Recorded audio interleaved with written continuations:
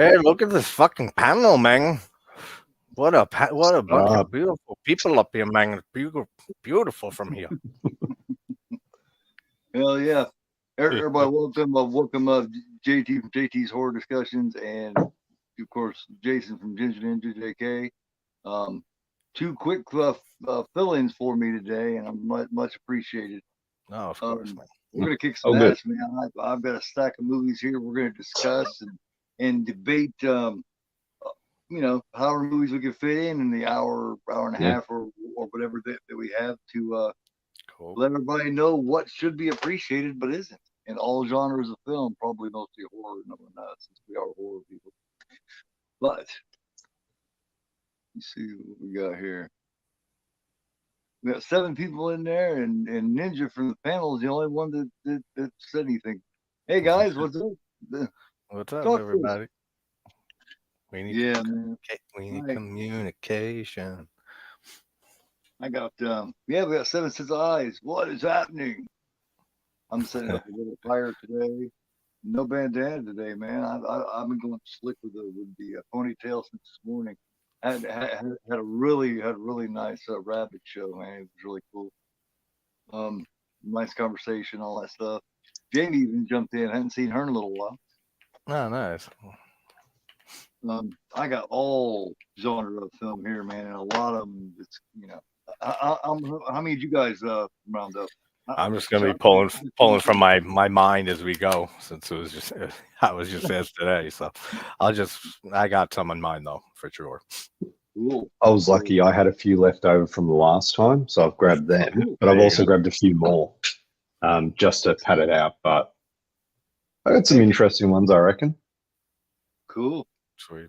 So what's been going on? Speaking of, JT's kicking fucking ass, people. 6 months in a row, I average the last 6 months. I have averaged over 19,000 views per month, and about 400 hours, and about 45 to 50 subs per month. That's around what mine was. Like you got what, like 70 fucking. Yeah, January has been crazy. 50,000 views and like 600 hours and like 70 some subscribers.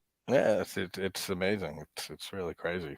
Just January for some reason has been, and the ironic thing is that January we never get good fucking horror movies for the most part, and January seems to be the month, so that's cool. Nice start to the year, man. You're only about 130 something away from your 1,000, something like that, man. It's close. We're all growing, man. You'll be right. You guys will be right after that, or who knows? You never know with fucking YouTube. I was surprised when Al he was at like 7 something, and then just like a few days later, I look and he's at 1,000. I was like, oh shit, what the hell happened? He's doing great with those Titans of Terror little mini documentaries. Those are good. A la carte. Yeah, Alucard, yeah. I know him. I used to collab with him back in the day. I haven't collabed with him in probably a year and a half. But I haven't done anything with him in a while, but we started around the same time. I think he started like 6 months before I started my channel. But I love Al. He's a good guy. Might have to get a hold of him again and talk to him. We kind of I don't know about falling out, but we didn't agree on something. I'll put it that way. You know gentleman's disagreements. I'm a sensitive fellow, you know how it is. I will kick it off. I'm a nice guy, but I also am low on patience, and I'm overly sensitive at times. I'm gonna kick it off with the Vinegar Syndrome, a really nice release from them. It's a slasher from I think '89. It gets overlooked quite a lot. I think it's pretty fucking entertaining. Slaughter. Nice. I just rewatched that like 2 weeks ago, something like that. It's on Tubi. It's a fun one. Nobody ever talks about it. It doesn't. Talks about the Intruder. Fucking Intruder is my favorite. Like one of my favorite slashers, and has my favorite slasher kill with the bandsaw. Nobody ever talks about it either. You know what I know that, dude. That's the biggest shame with that one. It's my favorite slasher kill with the bandsaw goes through the face. And then he puts it on crooked, and she finds the head. Like that is so well done. I have them both ready to go for my Trashy Tuesdays. Like nice. Both are in my list, so they are. Like I remember seeing like the cover to Slaughterhouse that you're showing there, Gore, and Yeah. it's just shit's about to go down when you watch this movie. You can just tell it in the cover. I forget the actor's name, but the guy who plays the killer, what's his name? He's good in it. I love his performance. It's a fun movie. But The he's an first actor, that yeah. second post, the first poster you showed, the first box with him on it, that's the one that I know from like Blockbuster back in the day. Is seeing that. They stuck it in this fancy little thing here, which is hard to get a hold of, by the way. That's cool. Yeah, it's a cool cover. I got a hold of it when it was pretty new, man. So I mean, it hadn't been out very long. Now it's like last time I see it, it was ridiculous money, but it's very fun. You know, I wouldn't say that it's Halloween level or you know what I mean, but it's very fun and it's very effective, and people ought to give it more of a chance. I mean, you know what I mean. I've always enjoyed it.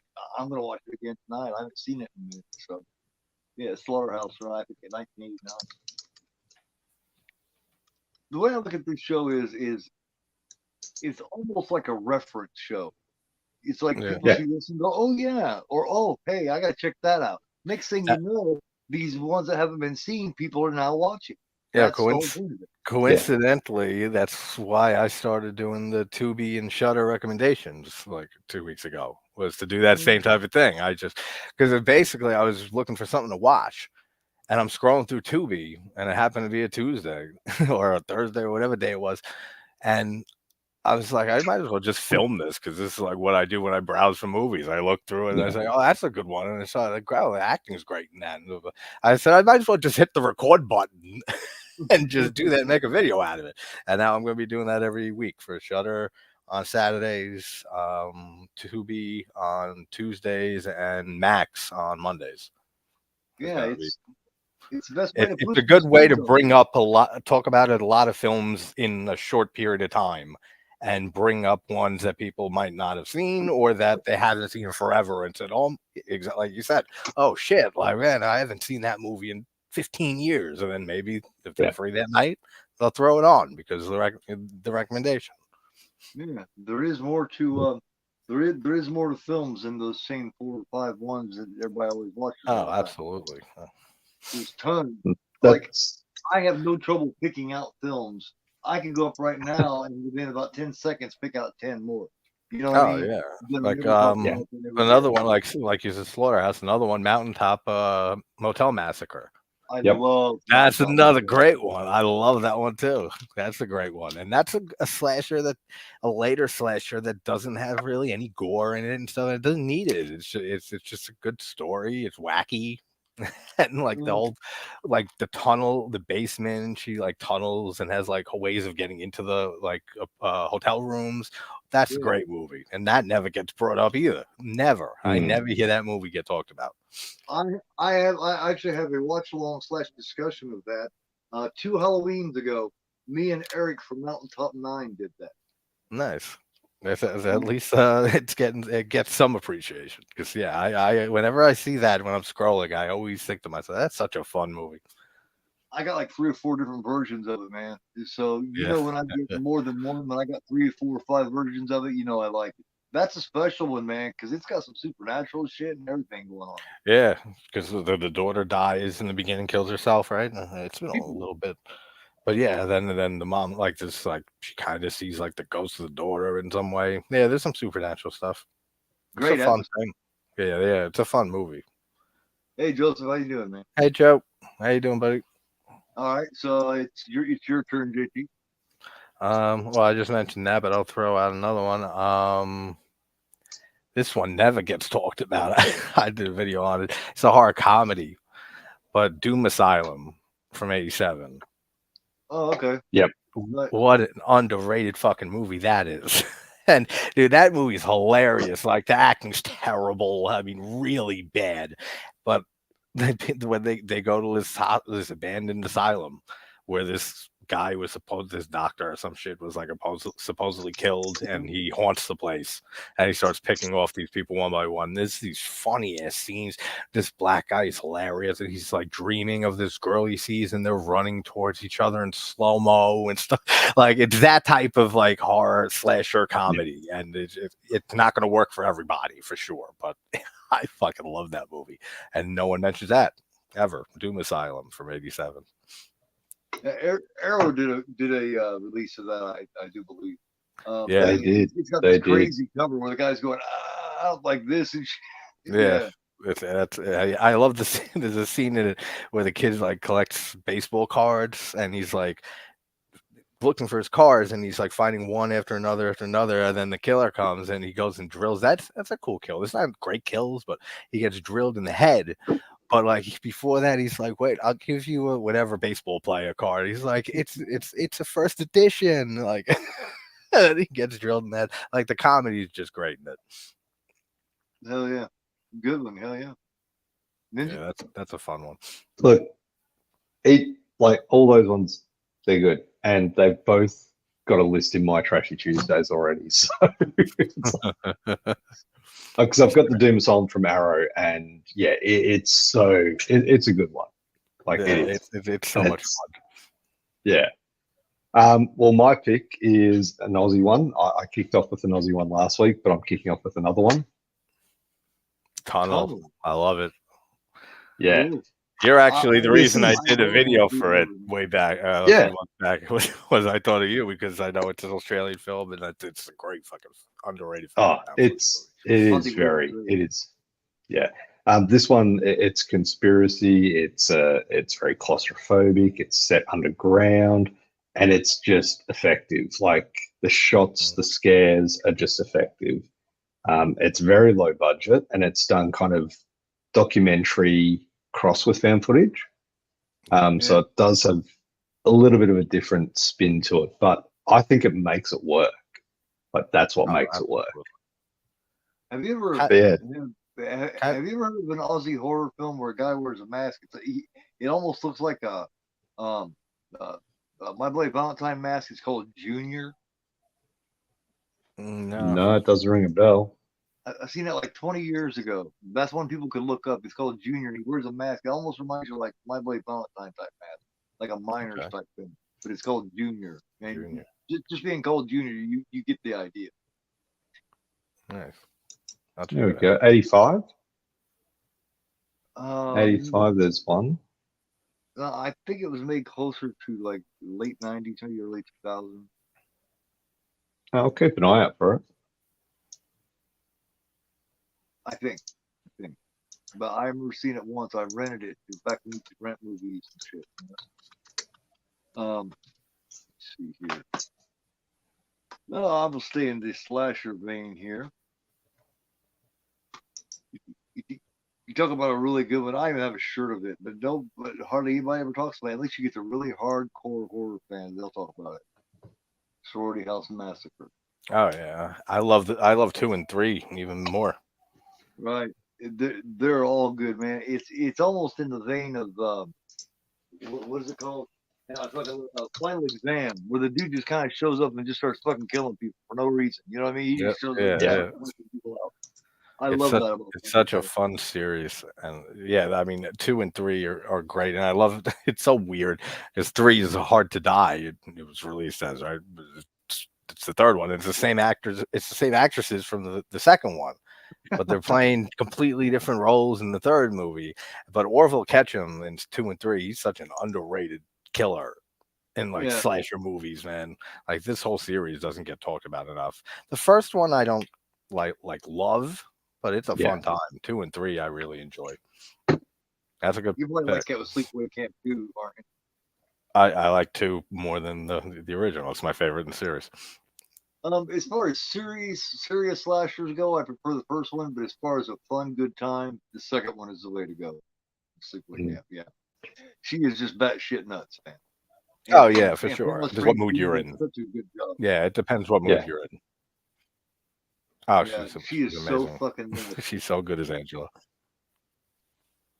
and she doesn't claim to it. You know what I mean? She doesn't like talk about it. She doesn't even like claim to do it. I know. She just got out of acting soon could be after such a that, and big she was hit. done. She could be such a big Yeah, hit on the she was conventions. done right after that. Oh, yeah, she would have. She'd have definitely bring people to lines for sure. Hell yeah, she would. Maybe one day. Maybe one day she'll do it. Maybe. It's another one I've added to But the yeah, Trashy Tunnel. Tuesdays list. That's funny. We just keep we're spoiling the fucking channel for you. We're announcing What's every funny, fucking one. I've got one in my list which is actually due for release next week. So I might do my own spoiler. Who knows? Depends on how much time we have. Yeah, that's true. Oh, Sean's in the chat. What's up, Sean? How you feeling, man? Hopefully better. Yeah. Sean not feeling well? Yeah, the last few days. Yeah, he was a bit crook the other day. Yeah. Yeah, I've heard there's a lot of people getting sick. Dude, there's mad people sick. My dad got sick. That's what I said. I was supposed to usually every Super Bowl, I go, I'll meet up with my dad and go to our uncle's. But then I talked to him yesterday, and he's like, "Nah, I'm sick as shit." So I'm like, "All right, good. I'm not going anywhere near you."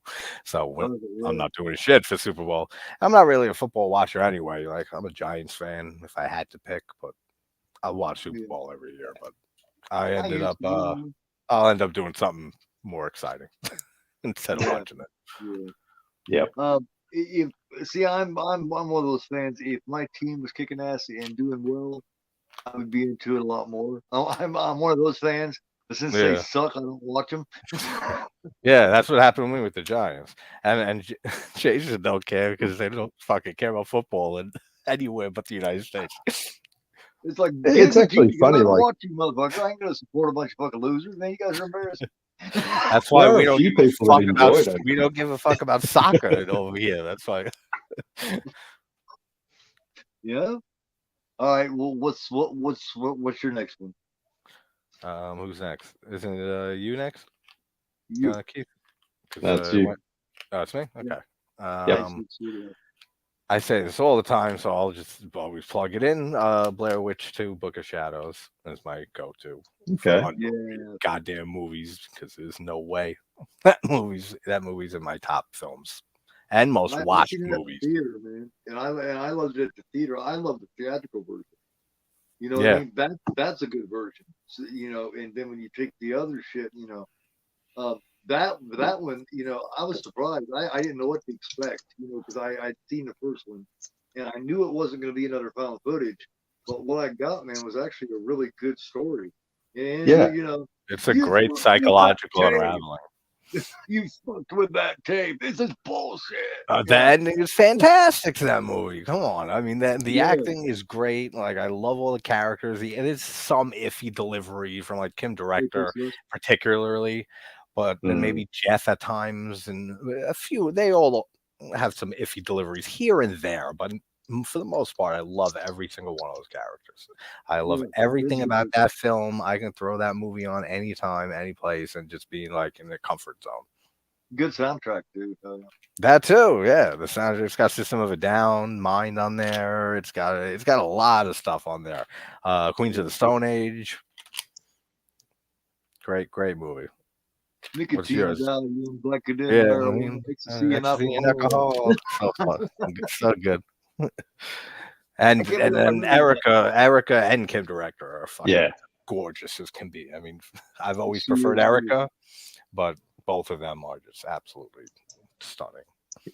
I mean, I know there was a lot of behind the scenes stuff that, probably derived from the actual film itself, from what I hear, but it's still a good movie. Like, if you go into it with the right mindset, you have a blast watching that. And the fan edits are even better. The fan edits I found. Yeah. They cut all bullshit out.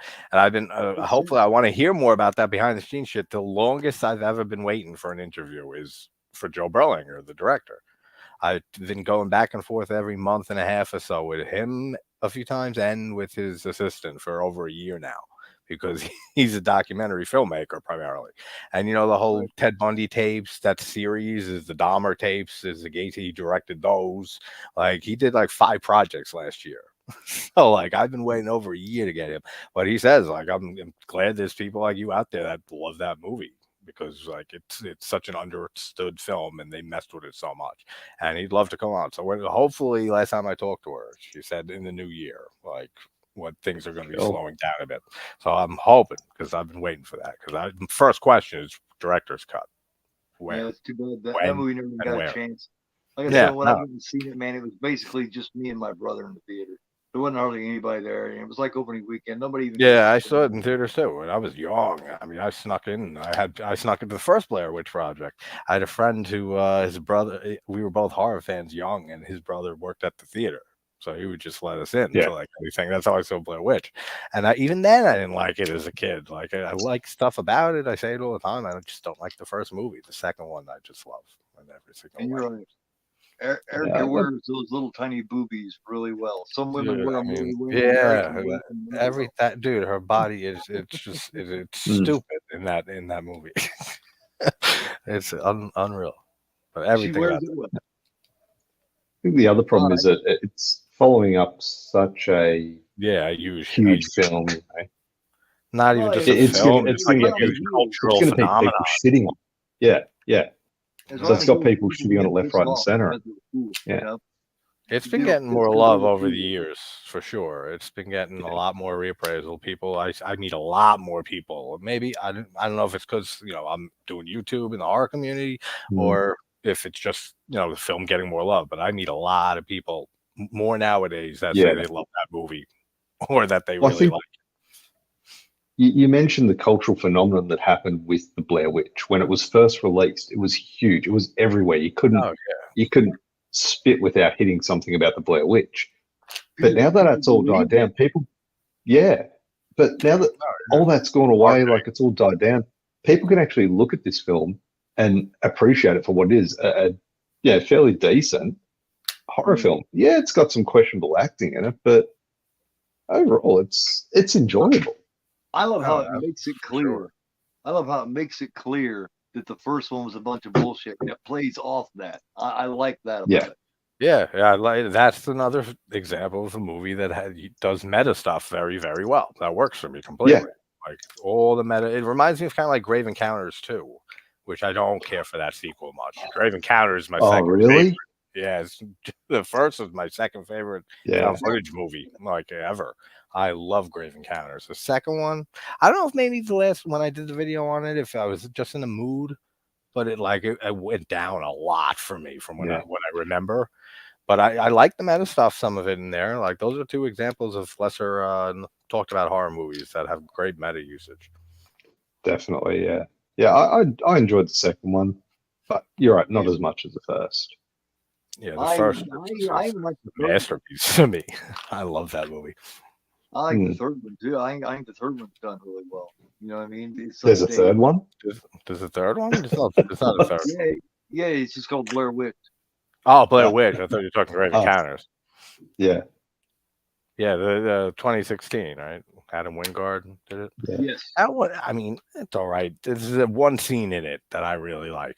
I'm sure everyone knows when the girl gets ripped out of her back gets broken when the girl like breaks the stick person and her back just fucking cracks and she falls back. That looks cool. That sounds awesome. That's a great surprise and scare.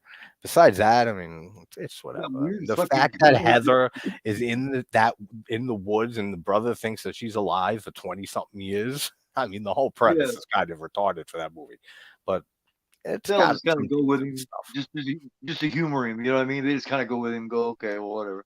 And then they run into those weird fucking people that supposedly know where they're going, and that guy's fucking batshit strange, man. Yeah. Oh yeah, I know him and the girl. He plays that so well. He's a good actor. I forget his name, but I've seen him in a few other things. He's good. Great casting. Adam Wingard and Simon Barrett and Ty West. They worked together early on in their career a lot. Oh yeah, they both know how to cast really well. I was actually surprised that AJ Bowen or one of them wasn't in for it. That's one of the only ones that they made that they didn't stick one of those. Yeah, actors. Or Joe Swanson. Yeah. Or Amy. Yeah, those three they love to use those three. Yeah, they're all good. They're all very good friends. Simon Barrett, the writer who writes with Wingard very often, they're all very very close. Yeah, I a lot mean, of people don't know Ty West is in Your Next. He's one of the people, the guests there. It's a very very Yeah. short role, but he played a part in that. a lot of Isn't people he don't know like that Ty West the boyfriend? and Ty started Yeah, out together, helping each other. One would Yeah. direct and the other one would produce. That's how they yeah, started out, and then they would switch off. A lot of people don't know that. yeah. And I love a lot of their work, all of them. Yeah. So, I mean, like there was, the guest is fucking excellent. The guest is probably it's definitely one of my favorite films of the 2010s. That movie's like so good. a horrible way to die. That's a good one. That's one. That's Yep. that's an early Wingard. A lot of people Yep. don't know about. So that right That's there. no, I know it. That one never gets talked about, and that is a good movie. I haven't seen that. AJ Bowen is fucking great in it. Yeah, he's a good actor. Swanson, not so much. He's all right. I mean, Bowen is very capable though, for sure. I love Bowen's role in Your Next when he's trying to kiss up to a chick and he realizes she's like the female Rambo. And it's my favorite final girl ever is Erin from Your Next. We were never gonna kill you, honey. You know all this, and she's like, motherfucker. He's shaking like a fucking dog shitting razor blades, man, because he knows he's fucked. She is to me the best final girl ever. Like, She is. what a fucking badass woman. She just goes into survival mode instantly. She's killing motherfuckers left and right. She's like, what an amazing character. What a great character. Her theme fucking music. Her theme music kicks in and she fucks somebody up. It's great. Oh yeah. And the score is phenomenal in Your Next too. Yeah, that's why you don't fuck with Aussies, mate. Like, you're built for that shit. Right, all right. That's a perfect example right there in that movie. You show someone Your Next, say that's why you don't fuck with Australians. I love how that song keeps playing all the way through it. What's that fucking song that he's playing? That's a badass fucking song, man. What the synth heavy thing? That one song that keeps playing at the house where the two people were dead. Where yeah, was it the Carpenters? Oh yeah. Yeah, I think it's the Carpenters. The song I can't remember what the song is. Yeah, it's been a while since I watched it. But, I like that song, and every time they go in the house, that song's still playing. Yeah, because those fuckers are dead and nobody's coming to check on them. All right, Ninja. Well, my next one's going back to 1992, cool. And it's a Rutger Hauer film. It's a bit of a sci-fi, horror movie, but it's a Split Second. Okay. I don't think I ever saw that. Me either. Well, you're missing out. It's Rutger Hauer, and it's got Kim Cattrall, and basically it's set in London in the future where water levels are rising, and he's on the hunt for a serial killer who killed his partner, but that serial killer is not human in any way, shape, or form, and it's a really cool design of this creature. If you look it up, it's like kind of like an alien mixed with a predator. It's got these huge teeth. It's got this sort of weird visor around its eyes. So, and it's like, Split Second. Split Second. Yeah. I gotta check it out. Definitely recommend it. Like the creature effects of this one really do stand out. It's got some decent gore effects in it, but I mean, it is a little dated. I mean, it's 1992. It's not one that gets talked about a lot, especially with Rutger Hauer being in it, which is surprising because who doesn't like Rutger Hauer? Yeah, for sure. Yeah. That's I never saw that one. Definitely just added it to the list. Oh yeah. Yeah, so yeah, I mean it's 92. I mean it does have it's got a good cast in it. It's just it went under the radar so much. But I still remember the first time I watched it and that creature, you see that and you're like, holy shit. Like just yeah. Good. I gotta definitely check that sounds good. A lot of movies are made for years, so a lot of them are gonna fly under the radar. Oh yeah, absolutely. Great. I gotta check that out. Sounds good. Yeah. Well, hopefully you like it. But if you check it out, let me know what you think. Oh yeah, for sure. All right. I'm gonna go back to 1981. All right.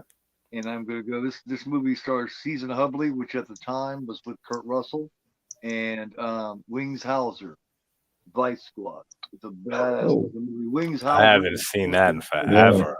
I haven't seen that movie in maybe 20 years.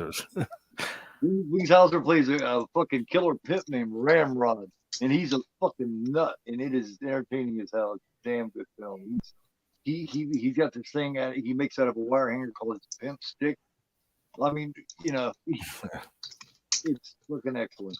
There's the original cover too. Okay, I remember that cover actually. I wouldn't have remembered that movie existed if you didn't bring it up. Hey, Darren. But yeah, good show. I definitely recommend that. I give that a pretty high recommendation. It's not, it may not be something that you want to rewatch over and over, but I guarantee you'll enjoy the watch. Nice. All right. Yeah. So when you started holding it up and I saw Vice, I'm like, it's Vice Academy. Linnea Quigley. That's what I'm thinking because that's Vice. I remember. Definitely a totally different thing. Yeah. All right. Since it's fitting, since we just did, and Jason, you and me talked about this briefly. John Dies at the End by Coscarelli. Yeah, it's such an underrated movie. I have not seen it. That's such a good one. It's got Paul Giamatti, who's excellent in everything, David Chase, he's been in a few things. He was in Victor Crowley, The Boyfriend. He was in The Boyfriend and It Follows. He was in Siren, that they based off the VHS segment. So he's familiar face. He's good in it. It's an out damn movie, and that's just sci-fi that works for me again. It often doesn't. That's a good one. John Dies at the End. The book is great too. I read the novel, it's based off of. Excellent book, excellent show movie. You never hear about that one either. Yeah, that's one you just never hear about. No, you don't. It's a really good one. It's a great adaptation. I mean, from reading the novel, I know they cut a good quarter of the story out, a whole section on shadow people and shit like that and stuff, which is really cool and interesting, in the novel. But I mean, I get it. You got to condense that shit for time. And they made a sequel was written called "This Book Is Full of Spiders" with another excellent title. But I wonder if we'll ever get an adaptation of that. Great movie though, underrated, never talked about. Cool. Yeah, I do it. Yeah, you got to check that one out, Keith. Maybe we'll do a watch party of that. I'd love to do a watch of that. Excellent. That'd be a good one. It's actually funny that you mentioned Don Coscarelli because I just got a gift from a friend of the Beastmaster on DVD, and I had no idea Don Coscarelli did that. Yeah. I'm reading up on. I'm like, that's one of his. I haven't seen it forever. Jeez. Yeah, so I'm really looking forward to checking that one out. I used to love those. Yeah, I just love Coscarelli. I mean, besides Phantasm that we talked about last week, and just we mentioned Bubba Hotep. Everything he does is fantastic, and I feel like he's one of the directors, a rare type of directors, just like Frank Henenlotter, that they're so lucky that they were able to make the movies they made when they made them.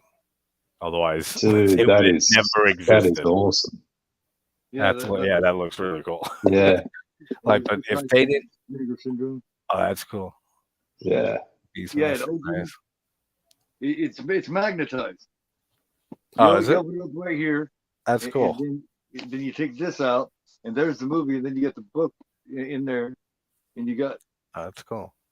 Man, they're really stepping up fucking releases and shit, and the box art, all that. Since I collected physical media. Yeah, that's a 4K of fucking Beastmaster. Can you imagine? Yeah, can you imagine we're getting the Mutilator 2 this year? 40 something fucking years. 40 years, right? Or 40 years in the making. 40 years. The Mutilator 2. It sounds like it would be like that, like a parody trailer. And we're finally getting it. I mean, it's Buddy Cooper writing, directing again, and two of them are coming back. The main girlfriend, the prude who doesn't fucking put out, and it's somebody else, one of the guys, not the main one. But they're coming Well, back. that's like, They're playing other roles, like they're not playing their yeah. because they're dead, obviously, except the girl. But so I don't know what to expect with the Mutilator too, man. 40 years later, but I'll definitely be watching it. Pizza Well. Pizza Well isn't Mutilated too. I got a roll of that. That's funny. What's up, Ben? That pen died right in the middle of writing shit, man. I'm angry. I hate pens just for that fact. I'm anti-pen. God damn it. No, fuck it. I'll just try to memorize the shit. Just kind of typing to me or so. I don't know. Yeah. Hey, Grim, what's going on? Talking about movies that 40 years in the making. Like I did Sorority Babes at the Slime Bowl Bolorama the other week. Now there's a sequel to that out. It's like directed by Brink Stevens. Like, oh wow, really? Brink is directing. Wow, that's cool.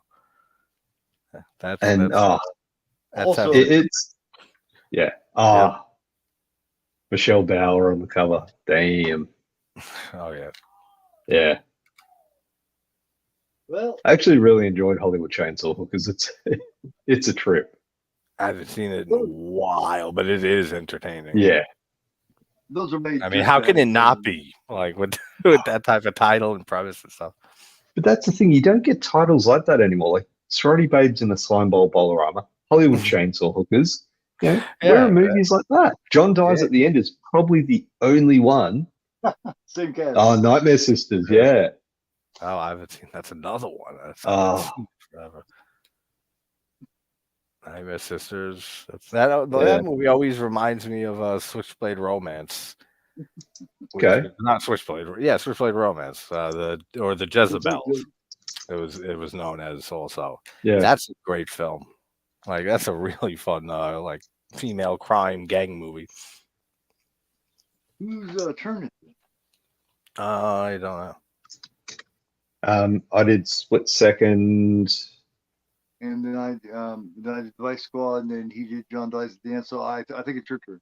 Back up to me, yeah. Okay. Well, this is a 2020 release. Psycho Goreman. Oh, that's a great one. I don't hear anyone talk about it though. It's just such a fun out there movie. Yeah, it's kind of like a kid's horror movie. Yeah. It has such a unique tone to it. It does. It's like it's kind of like Mighty Morphin Power Rangers, but rated R. And that kid in it, the kid in it's a bit freaking annoying. Like she does get on your nerves, but the actual character of Psycho Goreman and his hunky boys, and just the way it's made, it's a cheaply made film, but it's done so well. Like, and no one talks about it. Yeah, no, I see an occasional video on it like pop up on YouTube now and then, like if it's a recommended video. But so I think maybe it's getting more love over time, which it's just something we're gonna say with so many of these movies and have said already. Like this time just seems to, shit, time passes and things get re-looked at, and then people realize we were fucking stupid back then. Just the physical effects in it is just like, and that kid that gets turned into a giant brain, like just amazing. It reminds me of those old, like the 80s, like horror films, like Reanimator, things like that. Some of the effects in that, stuff like that. Yeah. So it's definitely. If you haven't seen it, I recommend this one. I love the actual. Yeah, I hope they make a sequel. And they make it just as good. I'm sure they might. I mean, that's something you can definitely franchise. Well, I mean, it was 2020, so they've had 4 years. Do we need to wait another 36 years for Psycho Goreman 2? He's back. Yeah, right. Exactly. 4 decades from now, we'll get it. Yeah. I'm gonna go with Brian De Palma. And people always talk about Brian De Palma. They talk about Carrie. You know what I mean? They you got some You got some Scarface in there. You got Dress to Kill in there. You got all these in there, but they never talk about fucking Fury. Oh wow. The Fury is a great one. Yeah. No one ever talks about this when De Palma. It's almost as if it doesn't exist. This has got a great body explosion in it. Yeah. I mean, they blow the head. They blow up the whole goddamn body. John Cassavetes says, of course, I don't want to spoil it, but goddamn, you got to talk about that body explosion. That it's got a great cast. That's one of the great like psychic telekinetic, type horror, like, or horror sci-fi films, like up there with Carrie and I just had another one in my head, but yeah, that's a great movie. Yeah, I did it right after. I think it's like 78. It's got a young, still unknown Daryl Hannah in it. That's right. It's Amy Irving, Andrew Stevens, the legendary Kirk Douglas is in it. Yeah. Carrie Snodgrass, and it's a damn good show. People that like that kind of film and shit, you know what I mean? This is about as close to horror as far as just horror and it's body horror. I mean, it really is. Yeah. Would you? It's been a long time since I've seen it, but would you put it alongside Scanners? Because from the sounds of it, like that was the other one I just slipped my mind when I was saying Carrie, Scanners, and the Fury are really like top of the line psychic thriller sci-fi films. You got great explosions. You got Dawn of the Dead when they blow the head off the wall in the apartment complex. You've got the head blown up in Maniac. You got the one in The Prowler is pretty good. And then you got that body explosion in the Fury. Those are the top 4 explosions. That's true. It's the Prowler. You mentioned that Dawn of the Dead head explosion. Yeah, Dawn of the Dead. Go ahead, JT. I was saying The Prowler has a decent head explosion too. Yeah. That's another good one. That's Tom Savini. So yeah, exactly. Makes sense. Gotta be a fucking greatest of all time. Yeah. Because he doesn't. Yeah. I swear, I wore out I didn't wear it because I've still got the VHS tape of that scene in Dawn of the Dead. Like, I turned on slow motion, just trying to figure out how did they do? No, rewind. Because that was like I'm pretty sure, like, I might have seen scans before Dawn of the Dead, I'm not sure, but that was the first one that I owned on physical media with that kind of effect, like that explosive body horror effect. Right. Even though Dawn of the Dead's not body horror, but the special effect in it. So look, it's been. I'm sure I've seen the Fury. I will definitely chuck it on my list to watch. So the Fury is definitely an underrated. Not even just a Palmer film, just film in general. Yeah. Sure. Well, I mean, look at that cast, like Kirk Douglas. Yeah, that says it all. And then just the story is well written. The screenplay is great. The directing is obviously great with De Palma. The acting is great. The effects are very good to great. Like, it's nothing really to not like about the Fury. Yeah. Another one that kind of reminds me of the sound of it is Firestarter. Yeah, Firestarter is a great adaptation too. Yeah. I didn't see the newer one from a few years ago. Yeah. The reboot or whatever of it. I enjoyed up to a point. Yeah. But then it just goes off the rails. It's shit. But that's the problem with a lot of these newer remakes that I've found. Yeah. They start out good, like they do. But that third act kills it. Nuts. Yep. Yeah. Like it's not even a good nuts. It's just, why do you lose it at that point? Like Excess Believer, even the new, like the Texas remake, just Jeepers Creepers 3 and Reborn, like Reborn's a piece. But they didn't have anything at the beginning or at the end or anything like that. Jeepers Creepers 3 Ravenous isn't bad. Like, it's not.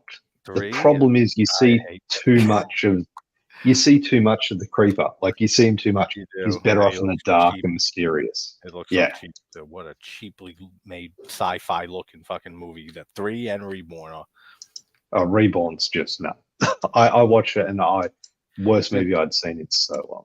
Oh yeah, they used so much CGI and green screen that they used CGI when the guy was taking a piss in the woods. They used CGI in the woods.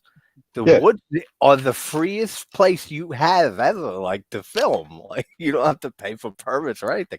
Why would you use CGI to put the woods in the background and stuff when you could just film and piss into the woods? That makes no sense at all. And then the cops at the end, they're not on set. They're green screened it too. There's so much CGI. It's they filmed it in the UK and set it in America. Like, it's so embarrassing of a film. Yeah. That's one for the record, everybody. We don't recommend. Is Jeepers Creepers Reborn. I've never met anyone or heard of anyone who would recommend that. Who likes it? No, like, never, not once. I would like to meet the person that does, though. That would have interesting taste in movies. Maybe in like 20, 30 years, when time passes and things get reappraised, people will be going back saying, yeah, Jeepers Creepers Reborn was a lot fucking worse than I remembered 20, 30 years ago. It's probably what they're going to say. All right, I'm setting a timer in my phone for 20, 30 years. That's when I'm going to rewatch it. Yeah, right. It's going to pop up in like 20, 25 years or so. You just, oh shit, that's right. All right, Jeepers Creepers Reborn. I got to finally reappraise that. And then I'll get a message or a call from you saying I hate you. That thing didn't age good at all. It's even worse now. Speaking of backgrounds, man, I like both of your backgrounds. Yeah, I just that looks fucking awesome. Like the whole in the back with like all the VHS covers.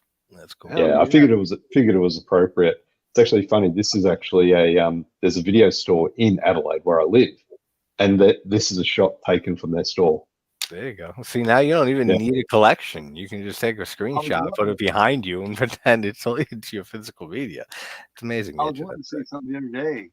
I seen it, but we were so busy. I was wanting to say something about it, and I love Scarface, so of course I like. Yeah.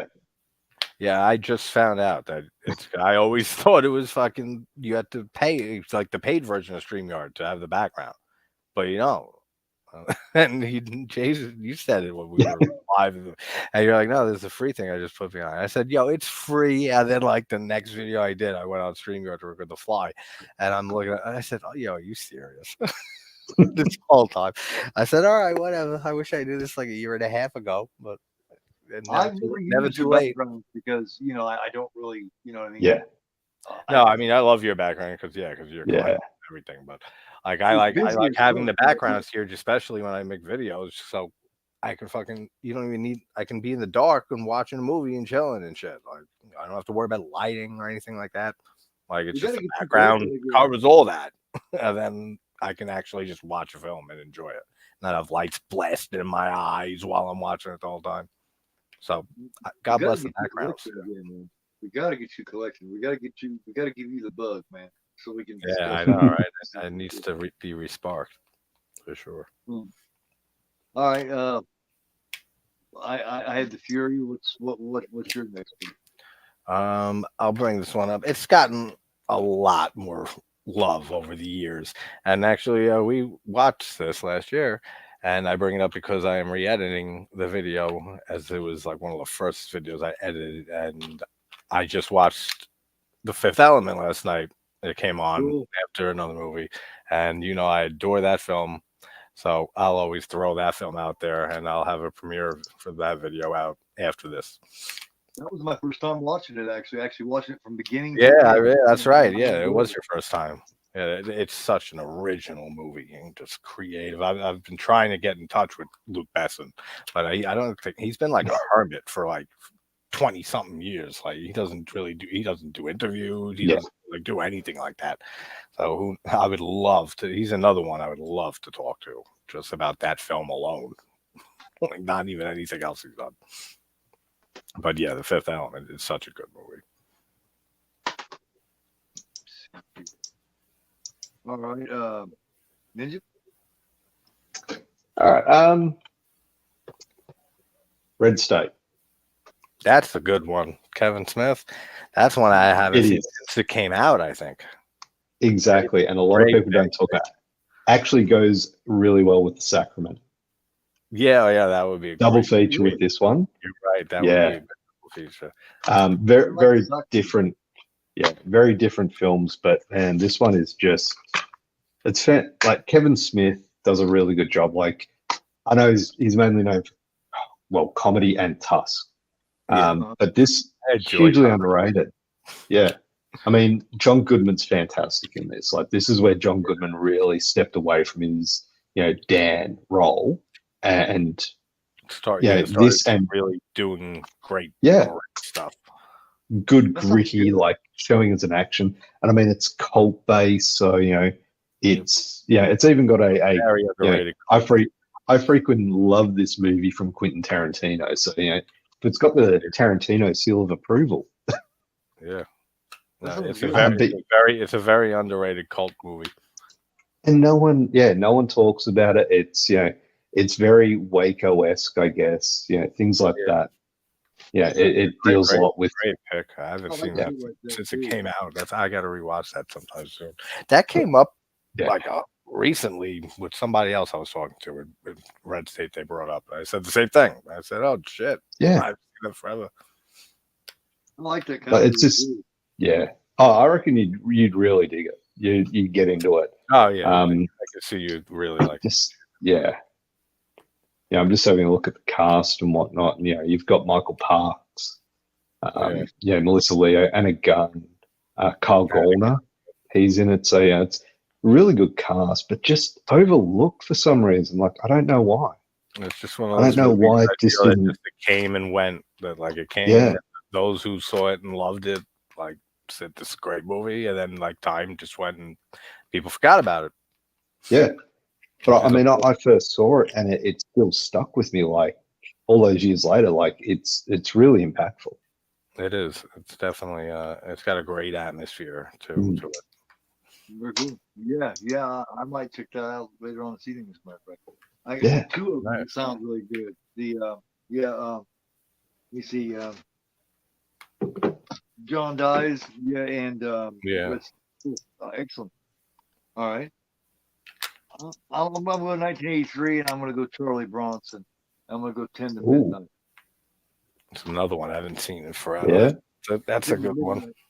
Fantastic. It's the one where the guy's basically an incel, right? And I remember. He's completely nude and goes and fucking kills these girls, man. It's a really good Charlie Bronson one. I'm a Charlie Bronson fan anyway. Yeah. Another one I recommend from Charles Bronson that nobody ever talks about is The White Buffalo. That's fucking fantastic too. The White Buffalo? Yeah. Definitely check that one out. He plays he's the play. Someone important. Someone very fucking important. Someone very fucking important. Here's the Kino Lober. He plays Bill Hickok. Oh, okay. Bill Hickok. And they're after this white buffalo that is run through like the Indian reservations and fucking killed. Let me see, who was it? Really important Native American chief, man. Pocahontas. Not Pocahontas. Crazy Horse. Will Sampson plays Crazy Horse in it. Oh, okay. Will Sampson for Poor Guys too. And his son gets killed by this white buffalo, and they're really rare, and there's only like one left. And it's pissed. I guess it's taking shit personally, so they decide to wipe motherfuckers out. Why does that sound so familiar as you're describing it? That sounds so familiar. So you got Crazy Horse and Wild Bill Hickok hooking up together, which is something that would never happen usually because they have to band together to go try to kill this white buffalo. It's a really good fucking show. Yeah. I gotta check that out too. Nice. I'm pretty sure I've seen that years and years ago. It sounds so familiar when you're describing the plot there. That I feel maybe I did see it and I just don't remember it. But even 10 to Midnights, I'm 99% sure I've seen that. But there's that one I know a lot of Charles Bronson films I saw back, late 80s, early 90s. So I know I've seen them. Ask me to say anything about them, I'm like, Charles Bronson's in it. That's it. Yeah, right. I mean, it's so hard with all the movies we see over our lives to keep track of everything. Like this is 77. And Yeah. the Midnight's 83, so this is a little earlier. This is right, like White Buffalo's like within a year or two after Death Wish. Okay. Okay. Cool. Maybe 3 years, something like that. It's like at 74 or so. Death Wish was. Death Wish is great too. All right, let's go around another couple of times, and that'll give us a little over an hour. Yeah, that works because I got to. Yeah. I was gonna say like at the hour mark, I got food coming that I ordered, but I got The Beast Within is one of my favorite '80s monster movies, and that film is so criminally underrated. It's never brought up. Like I see it once in a blue moon. Somebody will make a post on Twitter or something like that about it. But God damn, man, the it's such a weird story. It definitely does. There's definitely with the rape from the monster. Then you see that happens again at the end when Michael does it when he turns. But the that was right when like bubbling effects and prosthetics was like huge in '82. Everybody was doing it, and that transformation scene is fucking fantastic. I mean, yeah, it looks ridiculous when his head gets like real big, like it looks like a chipmunk. But I mean, they even said that like when they were fucking with the bubble, the thing that does the bubbling, at that point they were just like, let's just like go all the way and just have it just like go up and explode and stuff, and that's what they did. So they included it in the movie. But I think that's such a great transformation. Like it's up there with for me with like not that high level, but it's close with like American Werewolf and the Howling stuff. It's such a great transformation scene, such a great monster movie. I see him, I was like 8 fucking years old for the first time, and it definitely made an impression. And like the whole thing with the cicadas, like when's the last time you saw a horror movie with cicadas? It's like playing in huge role in the plot. Well, it's a great original movie. It's so underrated. I love Beast Within. I'm not surprised. Like, but Tom Holland wrote it. Yes, Tom Holland wrote it. Felipe Mora was the director. Yeah. Don't Ronnie Cox play the dad? Yeah. Yes.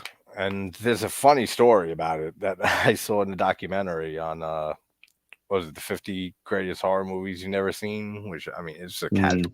I did a video counting it down. If you like us, we've seen all those movies, like maybe one or a few you didn't, but you've heard of everyone. But they mentioned that one on there, and Felipe Mora's on there, and he's talking, and he's saying when they filmed that transformation scene, they were in an actual hospital, a mental hospital, but they were in an abandoned wing. And they had the lights going, the bright lights in the room, the effects are going off and stuff like that. And one of the mental patients wanders into this wing, and he looks in, and he goes, and he runs out of the room. And then Felipe Mora says, like, I always feel bad, like looking back, thinking that guy probably went to the rest of the patients and said, I've seen it. I've seen the experiments. I've seen what they're doing up there. That's fucking fantastic. What a great story. That's too funny. Like if he had any chance of getting better, it's over now.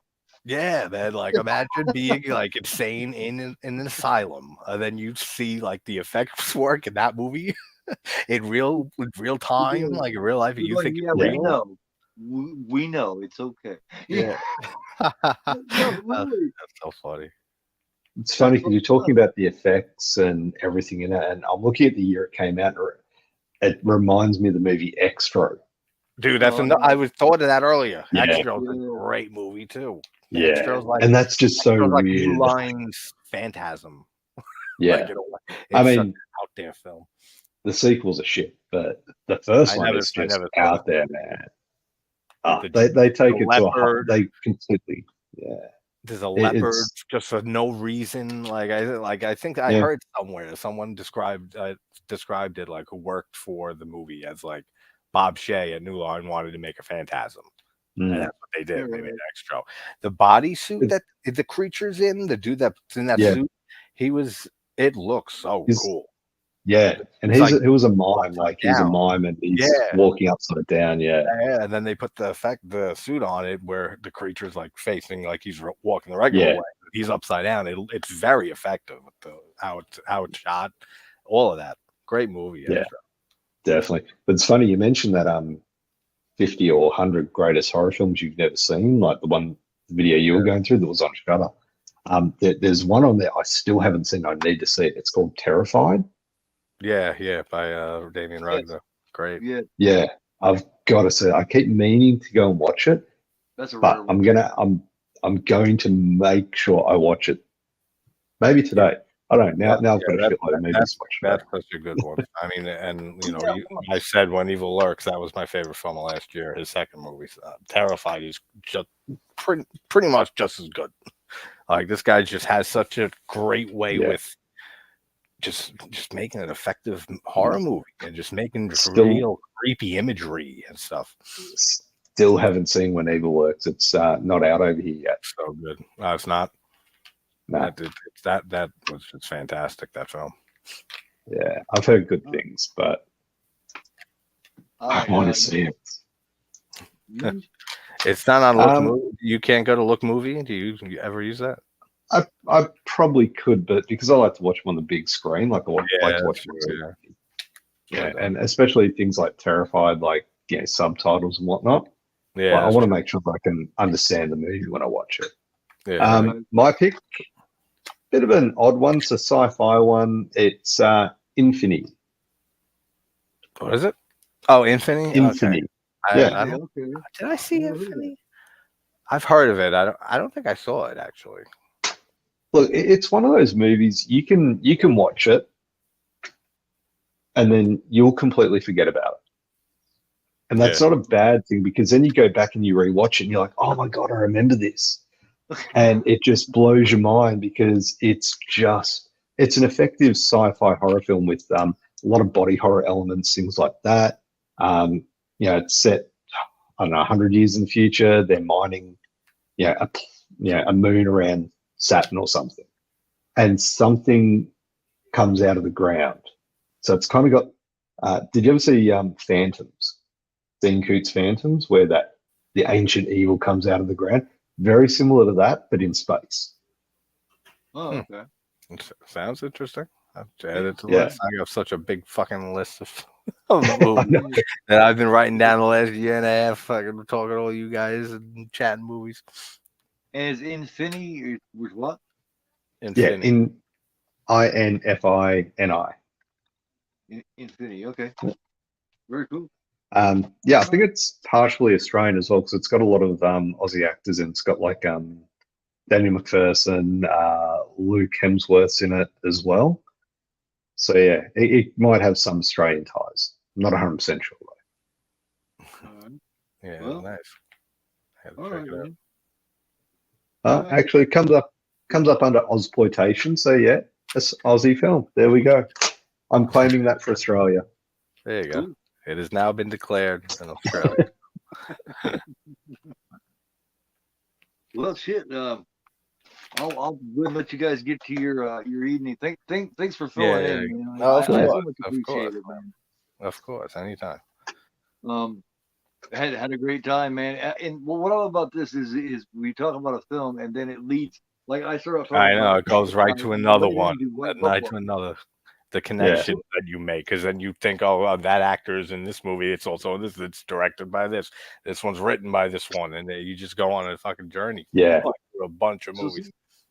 Instead of recommending 9 or 12 films, I ended up doing, altogether 9 or 12 with my 4 here. Instead of my 4, I ended up doing 6 or 7. So So you're getting double your money if you watch, guys. You got to watch. You double your money. There you go. And don't forget, guys, hit the like button if you didn't. And thank you so much for watching. Yeah, definitely. Thank you for watching. And thank you for the invite, Cole. Much appreciated. Yes, as always. Thank you, Keith. What do you guys got? Real quick. What do you guys got happening on your channel? I got the Fifth Element video I'll be premiering later tonight, and then Critters 2 or No Country for Old Men. I put a poll up. Oh, excellent! Whatever wins that. But yeah, and Critters 2 is just so intimidating, terrifying. So what a great weapon choice! What a great weapon choice! I don't scare. I'm scared. Yeah. I just said this in the video.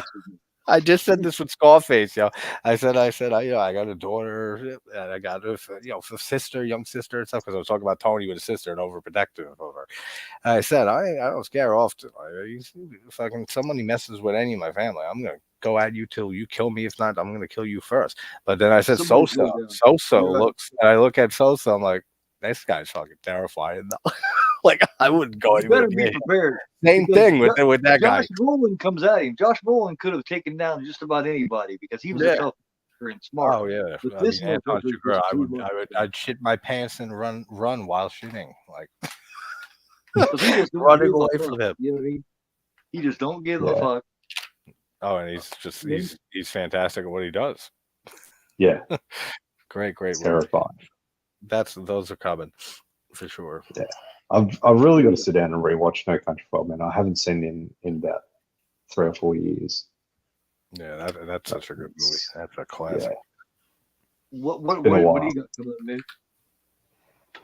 Well, I've got my Trashy Tuesdays. I've got my new one coming out tomorrow.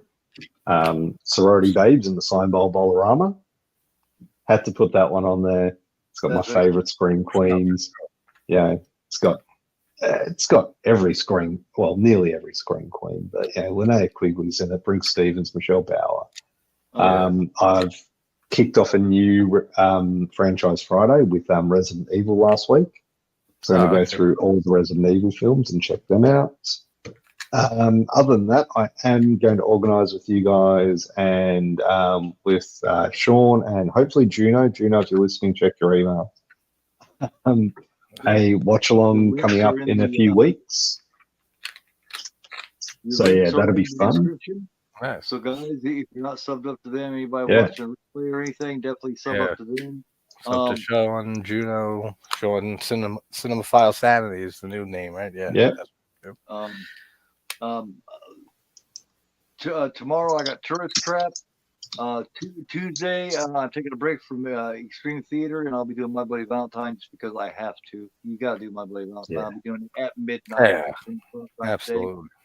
And then next Sunday, I'll be taking a quick break from Cronenberg, and I will be doing Phantasm for the Sunday afternoon matinee.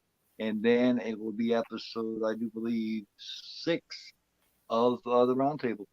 So everybody have a good night. Thanks. Also, one more thing I just thought of. I will be doing a watch. I'll be scheduling watches for Requiem for a Dream this month, and one other, but I'll keep that a secret. So yeah, look forward to that. All right. What's up, Dirk? Dirk's in the chat, but we'll see you soon, Dirk. We just ended. Just as we're wrapping it up. Sorry, man. Yeah, I'll catch everybody later. Much love to everybody. Don't forget, I'm agoraphobe, and you are not. And that is JT, and that is the Ninja, and you are not. Take care, everybody.